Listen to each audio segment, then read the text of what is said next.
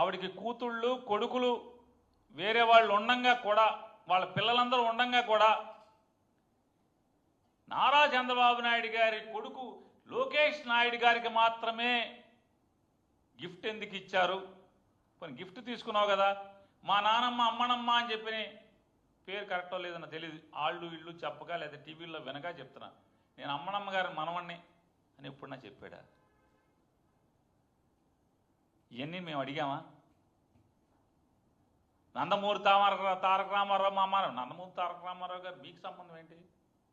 హరికృష్ణ గారికి సంబంధం, బాలకృష్ణ గారికి సంబంధం, లేదా ఇంకో మిగతా కొడుకులకి సంబంధం అని మేము అడిగామా? కాబట్టి ఇట్లాంటి ఇళ్లలో రాజకీయాలు, ఇంట్లో సంబంధాలు, ఇంటి వ్యవహారాలని మాట్లాడటం పద్ధతి కాదు. రాజకీయాల కోసం పద్ధతి కాదు అని చెప్పి వారికి హితవు చెప్తూ, ఏంటంటారే,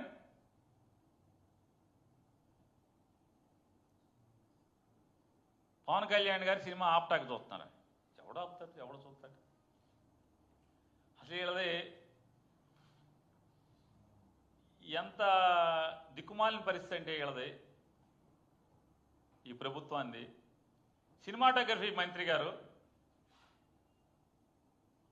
ఆయన చెప్తాడు, నిన్న మొన్న మాట్లాడుతున్నాడు, మాజీ సినిమాటోగ్రఫీ మంత్రి ప్రైవేటు వ్యవహారాలు మీకేం సంబంధం అని అంటున్నాడు. నేనన్నానా?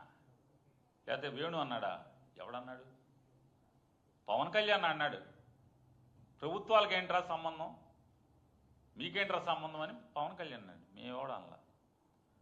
పోతే రాష్ట్రంలో ఎన్ని మర్డర్లు జరిగినా ఎంక్వైరీ ఉండదు, రాష్ట్రంలో ఎన్ని పాపాలు జరిగినా ఎంక్వైరీ ఉండదు.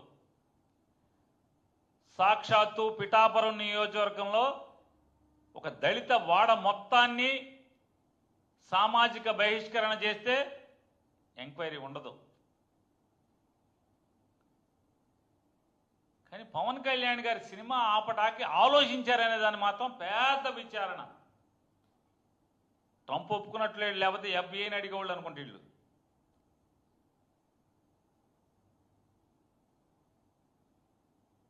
వీళ్ళు ఎంత దిక్కుమాలిన ప్రభుత్వం అంటే,